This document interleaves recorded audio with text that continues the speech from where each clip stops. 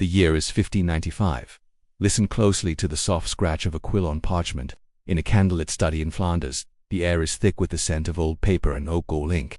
A man is hunched over a vast, circular map, his hand steady as he draws, not a continent of ice, but something else entirely. In the blank space at the top of the world, where the North Pole should be, he sketches for great landmasses, lush and green, separated by flowing rivers, and at their very center, where the lines of longitude converge, he draws a massive black mountain, piercing the sky like a needle. This is not a map of what is known, but of what is believed. A geography of myth, rendered in ink and hope. The idea of a northern paradise was not born in this dimly lit room.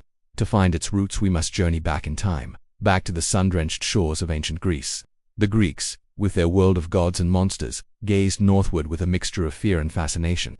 They knew of Boreas, the god of the north wind, a cruel and biting gale that brought with it the harshness of winter.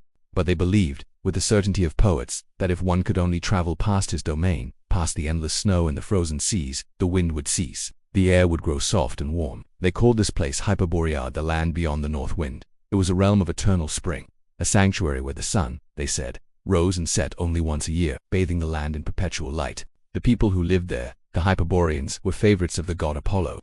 They spent their days in song and dance, living for 1,000 years without disease, conflict, or old age.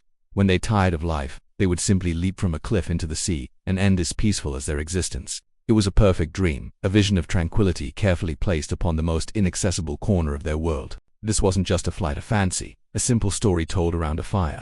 To the scholars of the Renaissance, this ancient myth held a kernel of scientific truth. They were men of logic and reason, rediscovering the knowledge of the ancients and attempting to reconcile it with their own observations.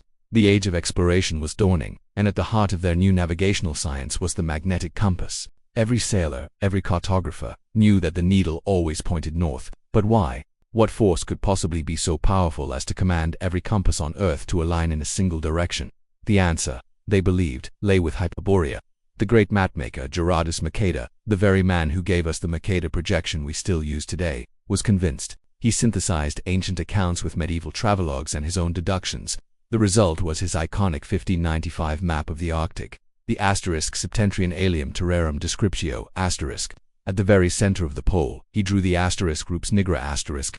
The black rock, this colossal magnetic mountain, he proposed, was the source of the Earth's magnetic field. It was the lodestone at the center of the world, pulling every compass needle towards it.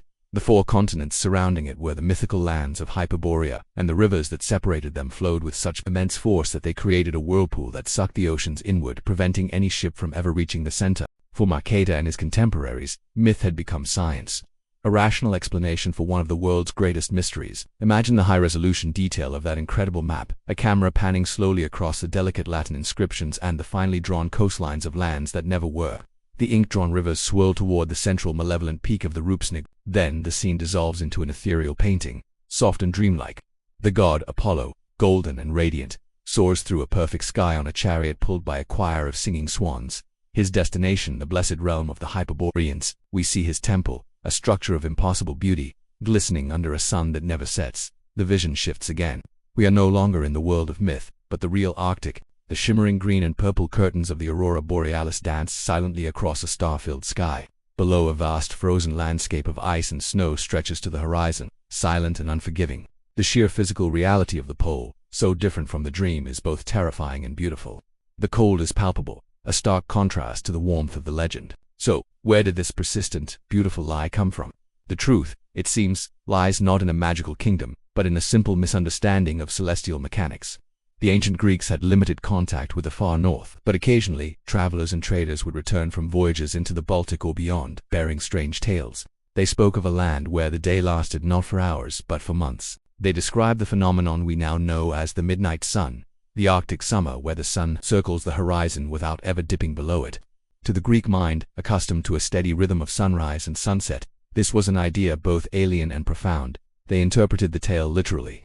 A land of perpetual sunlight must, by definition, be a land of perpetual warmth. A place without the darkness of night must surely be a place without the darkness of winter, sickness or sorrow. And so, the factual observation of a 6-month day was spun into the poetic myth of a land of eternal spring, a paradise created from a simple astronomical curiosity. In the end, the legend of Hyperborea is more than just a story about a lost paradise.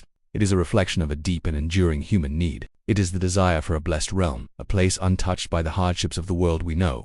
For the Greeks, it was a sanctuary from the brutalities of war and the harshness of winter. For the Renaissance mapmakers, it was a way to fill in the frightening voids on their maps with a sense of order and purpose. In every era, we sketch our hopes onto the blank spaces of our understanding.